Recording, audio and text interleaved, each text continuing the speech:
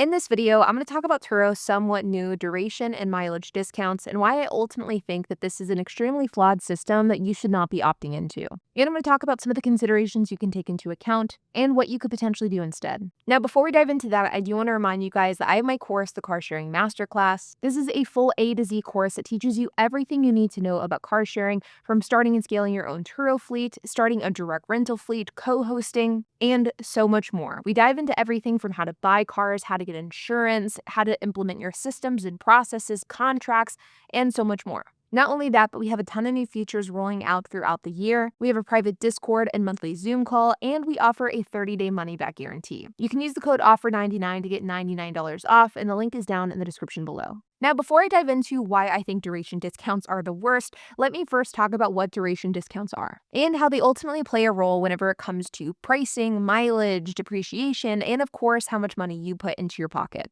A duration discount is when you give a discount the longer someone books something for. This is a common practice in the world of hospitality. For example, Airbnb has this as well. But in the context of Turo, it's basically saying that you're going to give your guest an incremental discount the longer they book your car for. For example, maybe for a week-long booking, you would give a 5% discount, a 2-week-long booking, a 10%, a month-long booking, a 25%, etc. The idea behind a duration discount is nothing new, and it's not even particularly new with Turo, though they have changed the process over the last few months, which has sort of changed everything. And this change really comes into effect whenever we talk about mileage discounts, which is something that Turo has implemented relatively recently, and by recently, within the last probably 6 to 8 months. But they've also made even more recent changes to this, which has kind of brought this discussion back up to the surface. Now, I'm going to summarize what mileage and duration discounts are as easily and simply as I can, because I have already made a standalone video talking about what these discounts are in practice, and truthfully, if I let myself, I could probably talk about this topic alone for about 15 minutes. On Turo, for most cars, you're only allowed to limit daily mileage to a minimum of 200 miles. That means that while of course you can allow guests to drive more than 200 miles per day, you can't require them to drive less. Historically, this has meant that if you have a guest who books your car for one day, they get a 200-mile allotment. 7 days equals a 1,400-mile allotment. A month could be 6,000 miles. That's a lot of mileage. And the way that Turo mileage progresses with long-term bookings in particular,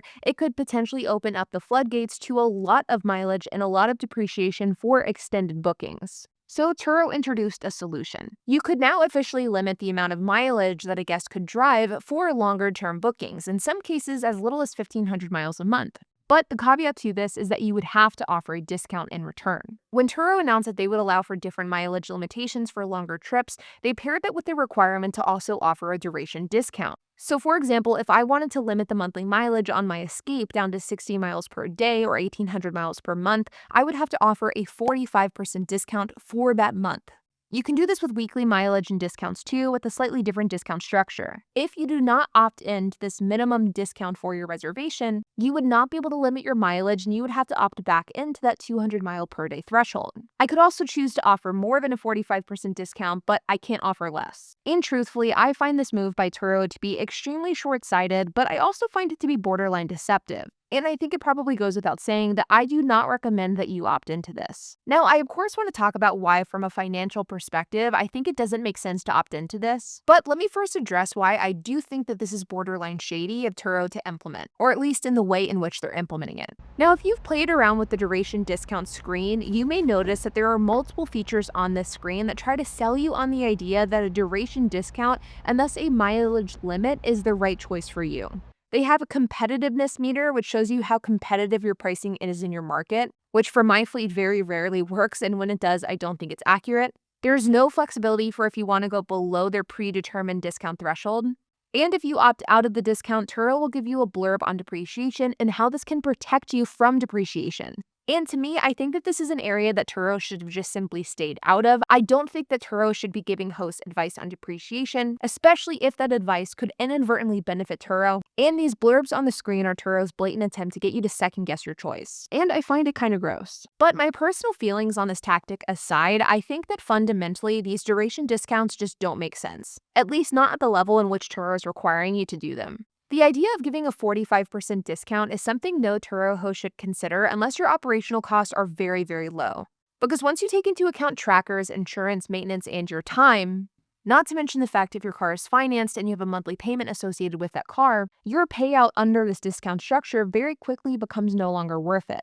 45% of earnings is a huge chunk of the money that would go into your pocket, and as a Turo host that is nearing 40 cars, this is a cost that I'm simply not willing to pay. And in many cases, the cost to rent a car for a month at a 45% discount is cheaper than the cost to buy or lease one from a traditional dealer, but with Turo, you don't have to pay for things like maintenance or repairs. And so, again, I think it goes without saying that I strongly discourage people from taking advantage of these discounts, at least with the structure that currently lies with these discounts. But if you are someone who is still sort of on the fence, here are some of the things that I have found over the last couple of months as somebody who has opted out of it. First is the fact that guests will absolutely still book your cars for long periods of time, even without this discount enabled.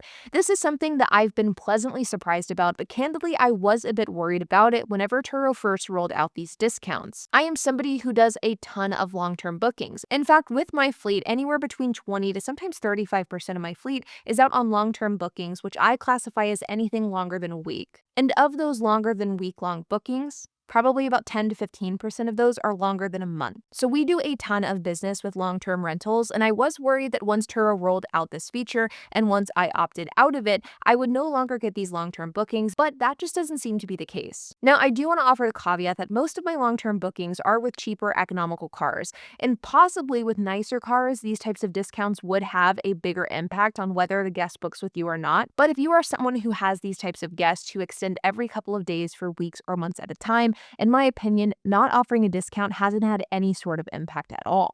Secondly, is I do think that the idea of limiting mileage in order to protect yourself from depreciation, I think that that's a valid point. Depreciation is absolutely a killer and it can cut into your bottom line to a significant degree. But the solution here isn't to lower your price in order to limit mileage, it is instead to limit depreciation by buying your cars at the right time and at the right price.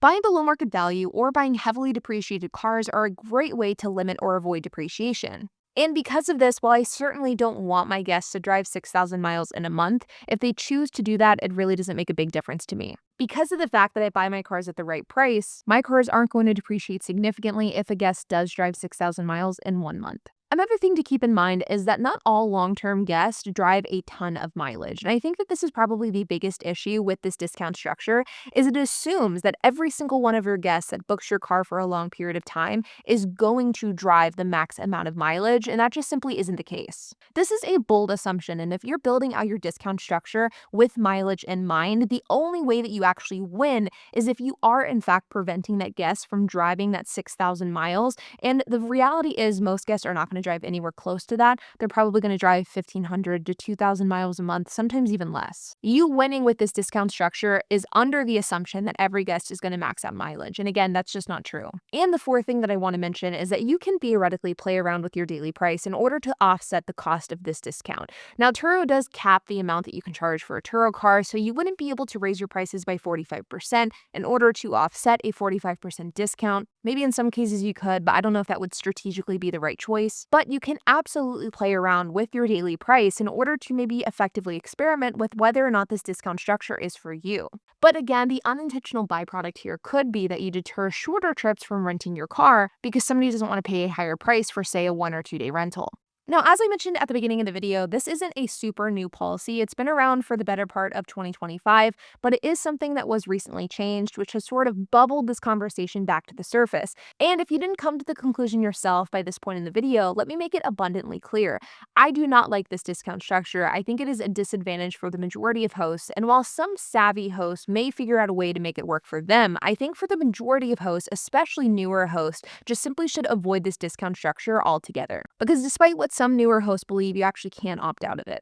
The benefit of limiting your mileage isn't a good enough benefit to offer such a steep discount, and thus you are absolutely leaving a ton of money on the table.